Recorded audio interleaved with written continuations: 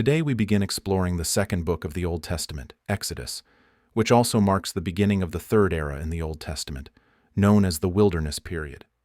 This period begins with Exodus and continues through the remaining 4 books of the Pentateuch, Leviticus, Numbers, and Deuteronomy. Exodus, like Genesis, can be divided into 2 main parts, chapters 1 to 18 and chapters 19 to 40. The first part tells the story of the physical escape, the Israelites' journey out of Egypt. The second part is about the spiritual journey. After reaching Mount Sinai, the Israelites enter into a covenant with God through Moses and spend nearly a year receiving the laws that would shape their identity as God's chosen people. Let's take a closer look at these sections. In terms of location, the first part of Exodus covers the journey from Egypt to Mount Sinai, while the second part is set entirely at Mount Sinai. In terms of events, the first part centers on the 10 plagues and the miraculous crossing of the Red Sea, while the second part focuses on the receiving of the 10 Commandments and other laws at Mount Sinai. Time-wise, the first part spans about 2 months, while the second part lasts almost a year, 11 months and 5 days to be exact. Interestingly, the Israelites spent more time at Mount Sinai after their escape than they did actually leaving Egypt. This highlights that while physical transformation can happen quickly, spiritual transformation is more significant and takes longer. If we consider the main characters, the first part is dominated by the confrontation between Moses and Pharaoh, while the second part centers on Moses' interaction with God. All in all, the pivotal role of Mount Sinai in the book of Exodus becomes clear. It's here that the Israelites, through the physical escape and the spiritual covenant, truly become the first people of God. The laws received at Sinai, which are recorded in the latter part of Exodus and in Leviticus, are critical in this transformation. While Exodus mixes narrative and law, Leviticus is purely a book of laws, which can make it feel more tedious to read. After spending a year at Sinai, the story continues in Numbers, covering the Israelites' 40 years of wandering in the wilderness before they enter Canaan. So, let's go back to the start of Exodus. Even though only a single page separates Genesis from Exodus, there's a time gap of 400 years between them.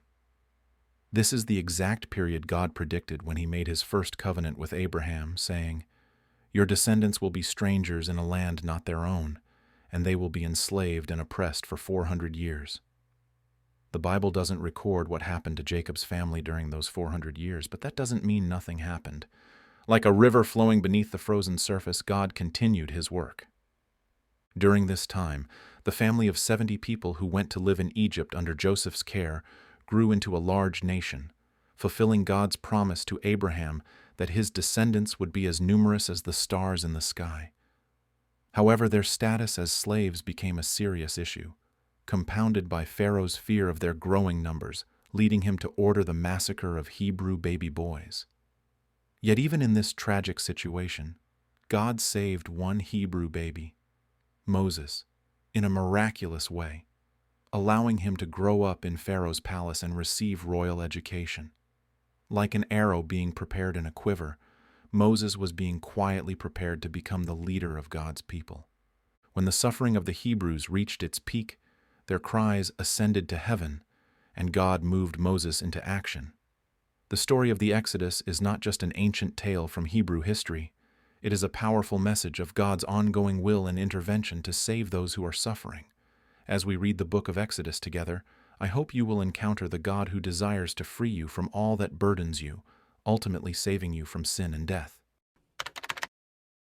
As the book of Exodus begins, the Hebrews have already grown in number, making them ripe to become God's people.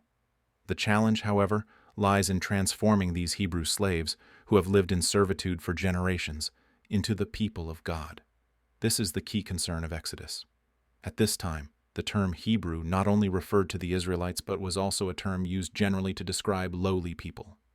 They were a disorganized and oppressed group living under the heavy yoke of Egyptian slavery. God, however, had a plan. He had been preparing Moses for this monumental task from his early days in Pharaoh's palace. The geographical journey in Exodus is surprisingly straightforward, involving just 2 main movements between Egypt and Mount Sinai. Yet, the significance of these journeys is vastly different. The first journey was Moses' personal escape from Egypt, a journey marked by failure and despair. The second journey, however, is the collective exodus of the Israelites, a triumphant and glorious escape led by Moses. Looking back, Moses' first escape seems almost like a rehearsal for the grand exodus that would follow. Although Moses himself might not have realized it at the time, his personal journey out of Egypt was a precursor to the greater journey that would later free an entire nation. The first part of the story focuses on Moses' personal escape from Egypt. Having been rescued from the Nile and raised in Pharaoh's palace, Moses, at the age of 40, witnessed an Egyptian oppressing a fellow Hebrew. Driven by a sense of justice, he killed the Egyptian, hoping perhaps to initiate a revolt. But the act was discovered, and Moses had to flee Egypt in fear. Even though his actions were motivated by a desire to protect his people, they were ultimately misguided. His attempt at liberation was not yet blessed by God, the time was not right, and Moses was not yet ready for the divine mission. It might seem puzzling that God didn't use Moses when he was still a prince with influence and power, seemingly at the perfect moment to lead the Israelites out of Egypt. But God did not want the Exodus to be carried out by worldly power or violence. Moses needed to learn that God's work could not be accomplished through human strength alone, nor through the use of violence. His earlier attempt to save his people, though well-intentioned, was fundamentally flawed because it was done without God's guidance. God allowed Moses to experience a period of exile and transformation. For 40 years, Moses lived in the wilderness of Midian, herding sheep and reflecting on his past. This was a time of purification and preparation. He had fallen from the heights of royal privilege to the lowly position of a shepherd. Yet, during these years, he also found a new life, marrying Zipporah and settling into a simpler existence. This period of his life represents one of the greatest transformations in the Bible, a fall from power followed by a rise to spiritual readiness. Just when it seemed like Moses' story might end in the obscurity of the wilderness, God called him at the age of 80. This was a remarkable choice. God chose the older, wiser, and humbler Moses over the younger, more impulsive prince he once was. This reflects how God often works, not through the strong and powerful, but through the meek and humble. The most significant aspect of Moses' calling is that it marks the first time in human history that God revealed himself to a person by name. At the burning bush, God disclosed his name, a name so sacred that the exact pronunciation is still debated today due to the Hebrew tradition of not uttering it aloud. Catholics traditionally pronounce it as Yahweh, while many Protestant traditions use Jehovah. However, the meaning of the name is what's truly important. According to the Greek translation of the Hebrew Bible, the name means, "I am who I am," emphasizing God's self-existence and eternal presence. In the context of the Hebrew language, which often emphasizes action and presence, the name could also be understood as, "I am here for you, now and in the future." This suggests that God is always present with his people, ready to act on their behalf. The dialogue between Moses and God further reveals the name's deeper meaning. "I am with you in your distress and on your journey. I will always be with you." This name is not just a declaration of who God is, but also a promise of what he will do for his people. To demonstrate his commitment, God first planned to deliver the Israelites from Egyptian slavery. He would then bring them to Mount Sinai to establish a covenant and give them the law. Finally, he would instruct them to build a tabernacle, signifying his intention to dwell among his people and directly govern them. The Israelites would thus become God's people, living under his law. The encounter at the burning bush is not only a pivotal moment in the book of Exodus, but also a turning point in the entire salvation history that follows. Moses would return to this very mountain with the people of Israel. The story of the Bible from this point onward would focus on the creation of the people of God and the establishment of God's law. Moses, the seasoned shepherd who had endured so much, was entrusted with this monumental task. Moses would now return to Egypt, not as a prince wielding earthly power, but as a humble shepherd wielding the staff of God's authority. This time, he would confront the powers of the world, not for his own glory, but for the glory of God and the liberation of God's people.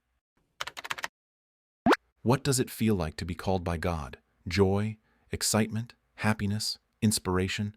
Interestingly, the actual reactions of many biblical figures were quite different: confusion, denial, doubt, and even avoidance. Some, like Jonah, even tried to run away. Moses, in particular, reacted in what could be called the pleading and begging manner. When he encountered God and learned of his plan, Moses felt an overwhelming sense of responsibility. Desperate to escape this calling, he pleaded with God, using every excuse he could think of. Yet, despite Moses' reluctance, God did not relent, because it was God who would ultimately carry out the work. Thus, God's chosen person wasn't someone capable of handling everything on their own, but someone who would trust and rely on God's power, allowing God to work through them.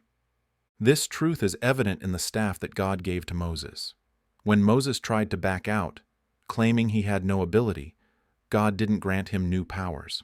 Instead, he simply gave him a staff, implying that all Moses needed was the strength to stand up and walk. In reality, God had already equipped Moses with the abilities he needed. Raised and educated in the Egyptian royal court, Moses had received the best education possible, training that had prepared him as a leader. What Moses now needed was faith in God's omnipotence, and the staff was a symbol of that faith. Additionally, God provided Moses with his brother Aaron to accompany him, since Aaron was an eloquent speaker, unlike Moses. This shows that what God really desired from Moses was nothing more than faith in him. In essence, God was saying, "I will do the work, and your brother will speak for you, so don't worry." Realizing he could no longer offer excuses, Moses accepted his calling. He was now firmly set on the path God had laid out for him. After informing his father-in-law Jethro of all that had happened, Moses set out for Egypt with his family. But before he left, God said something unexpected. "Return to Egypt, for all those who wanted to kill you are dead." This statement reveals the true reason behind Moses' 40 years in the wilderness. God hadn't abandoned him during that time. Rather, he had been protecting him. What Moses perceived as a time of abandonment was, in reality, a period of divine protection, a time of grace when he was kept safe under God's care. Moses then reunited with his brother Aaron, and together they met with the elders of Israel. At last, Moses was recognized as the leader of his people. Ironically, when he held worldly power, he was not acknowledged. But now, clothed in God's authority, he was accepted by all. Finally, Moses stood before Pharaoh and delivered God's message, "Let my people go." What was Pharaoh's response? As someone who considered himself a god, Pharaoh naturally scoffed at Moses' words. To someone who believed himself to be divine, the existence of the true God was inconceivable. Rather than complying, Pharaoh began to treat the Israelites even more harshly, which led to Moses being blamed by his own people for making their situation worse. However, God had foreseen Pharaoh's stubbornness and had already prepared Moses by giving him the staff. This staff, a symbol of God's power, would soon bring about a series of plagues upon Egypt. From the first plague, which turned the Nile River to blood, to the final plague, which took the lives of all the firstborn in Egypt.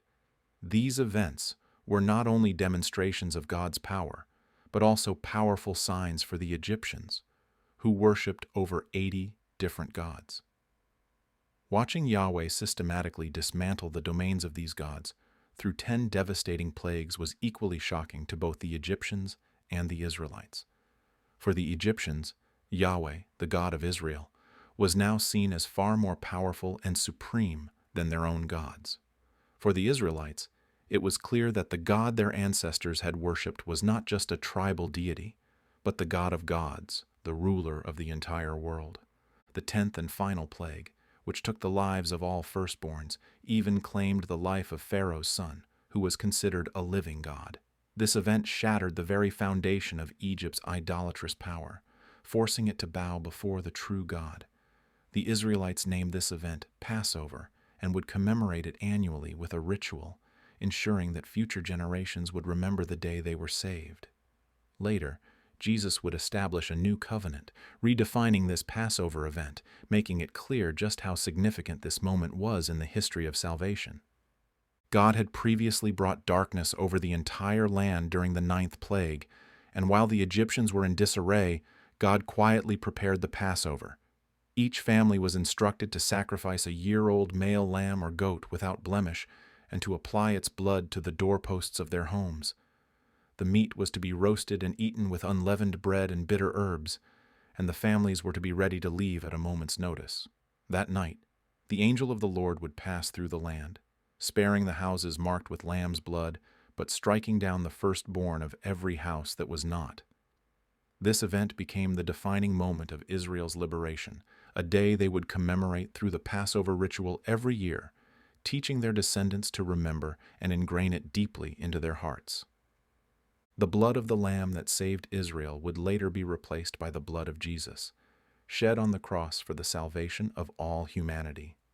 Those who participate in this new Passover ritual will not die but live forever. Imagine the choice between being a well-fed pig or a hungry Socrates. What would you choose? In the book of Exodus, the Israelites were faced with a similar decision: bread or freedom. They chose freedom, but quickly regretted it. What led to this regret? In this session, we'll explore the journey from the Passover event to the arrival at Mount Sinai, a 2-month trek filled with significant events and lessons. The Israelites began their journey by leaving Ramesses, where they had been enslaved, and heading toward a place called Succoth. Interestingly, their route was not the most direct one. Instead of taking the shorter path, they took a longer, more roundabout route. This wasn't a mistake, but a deliberate act of divine guidance. Though the shorter path seemed easier, it would have led them into conflicts with local tribes, something the untrained and unprepared Israelites were not ready for. God, in His wisdom, chose a safer, albeit longer path to protect them from immediate danger. While humans see what is obvious, God sees the hidden essence of situations. From Sukkoth, the Israelites moved to a place called Etham, near the edge of the wilderness. Here, they encountered another surprising instruction from God: to turn back. Instead of moving further away from Egypt, they were told to go back, a decision that seemed counterintuitive. At a time when they needed to escape Egypt's reach as quickly as possible, why would God instruct them to turn back? This was part of God's plan to seal their deliverance. By making the Egyptians think the Israelites were lost and wandering, God lured Pharaoh into pursuing them again, setting the stage for a final, decisive confrontation. As the Egyptian army closed in on the Israelites, panic set in. Despite witnessing God's power during the Passover, the Israelites' deep-seated fear of death and their ingrained slave mentality resurfaced. Even after experiencing God's might firsthand, their fear exposed their true condition. They were still slaves at heart, bound not just by their physical circumstances, but by their fear and worldly desires. The real enemy they needed to overcome wasn't just the Egyptians, but the chains of fear and worldly attachment within themselves. God was determined to transform them into a free people. With the Red Sea before them and the Egyptian army behind, the situation seemed dire, yet it was precisely what God had intended. At God's command, Moses raised his staff, and the sea parted, allowing the Israelites to cross on dry land. When the Egyptians followed, the waters closed over them, drowning Pharaoh's army. The parting of the Red Sea is one of the most dramatic miracles in the Bible, leading many to wonder if such an event could have really happened. But the Bible often emphasizes truth over mere fact. Even today, the Red Sea does part regularly due to tidal forces, a natural phenomenon. If this miracle occurred within the natural laws God established, the timing itself would still be miraculous. Whether by nature or divine intervention, the Bible views the Red Sea crossing as an act of God, not just a matter of timing or natural events. Moses simply raised his staff in faith, but it was God who sent the wind to part the sea, saving his people. The truth, as seen from a results-oriented perspective, is that the Israelites were saved. and both Egyptians and Hebrews alike came to a deeper understanding of who God is. The Hebrew word yada, which means to know through experience, appears 23 times in the first half of Exodus. It reflects God's ongoing message. Do you still not know who I am? Do you not understand? Since revealing his name Yahweh, meaning I am who I am, or I will be with you, to Moses, God has continuously revealed himself to his people. Despite witnessing this monumental event, the Israelites began grumbling again just 3 days later. Their complaints were directed at Moses, but instead of reacting in kind, Moses prayed. Though he was in the same situation as the people, his response was markedly different, demonstrating a level of faith and dignity that stood in contrast to the complaints of the people. At Marah, they grumbled about the bitter water. Near Elim, it was about the lack of food. And at Rephidim, they complained again about thirst. In each case, God responded to their needs, showing his patience and provision. Another important aspect of these events is how the people's raw complaints were filtered through Moses' prayers before reaching God. In response, God's will was then conveyed back to the people through Moses. This pattern of mediation is significant, particularly when the Israelites faced their first battle against the Amalekites at Rephidim. As long as Moses held up his hands in prayer, the Israelites prevailed. This marked the beginning of the Israelites communicating with God through prayer, introducing the concept of intercessory prayer and the role of a mediator. This idea of mediation would later develop into the priesthood, first with Aaron and later in the New Testament. The role of a priest is to bridge the gap between God and humanity. In ancient times, gods were often perceived as distant beings, uninterested in human affairs. But Yahweh, true to his name, remained with his people, listening to their prayers and caring for them. Even complaints born out of hardship, when transformed into prayer, were heard and answered by God. Finally, after a journey filled with trials, the Israelites arrived at Mount Sinai. As we continue our study of Exodus, we now arrive at Mount Sinai. But isn't it curious? The Israelites escaped from Egypt, but instead of heading straight to the Promised Land, they find themselves at Mount Sinai. God had promised them a land flowing with milk and honey, but instead, they were led to a barren, desolate wilderness. In other words, while they had been saved from slavery, the reality of their journey remained harsh and challenging. In this session, we will explore why the Israelites found themselves at Mount Sinai instead of the Promised Land, and why they had to stay there for almost a year. Simply put, they were not yet ready to enter the Promised Land. But why? To understand this, we must revisit the fundamental reason why God intended to give them this land in the first place. The Israelites needed a place where they could settle and carry out God's mission in the world.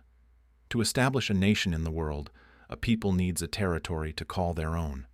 For the Israelites, a semi-nomadic people, the promise of a land to settle in was the fulfillment of a long-held dream. However, the land God intended to give them, Canaan, was no easy conquest. It was not a matter of simply walking in and claiming it. Canaan was a land deeply rooted in the ancient civilizations of Egypt and Mesopotamia, with powerful cultures and religions already established. It was a land dominated by strong regional powers. In other words, the Exodus was not just a triumphant march to freedom, but the beginning of a long and arduous struggle for survival as a nation. This struggle was not merely physical, but deeply spiritual as well. It was a battle to live as witnesses of God in the world, resisting the temptation to conform to the surrounding cultures and their idols. To prepare for this battle, the Israelites needed to undergo a profound transformation. They needed to understand who they were, who God was, how to build a relationship with Him, and how to live according to His will. This process of spiritual formation and discipline is why God led them to Mount Sinai. The second half of the book of Exodus is entirely centered on Mount Sinai.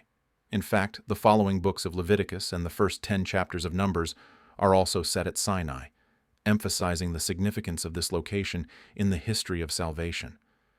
It is here that the Israelites enter into a covenant with God and receive the 10 Commandments and other laws. But laws are not just given to be followed. They require understanding and practice. The Israelites needed time to internalize these teachings and to truly become God's chosen people. This is why they spent nearly a year at Mount Sinai.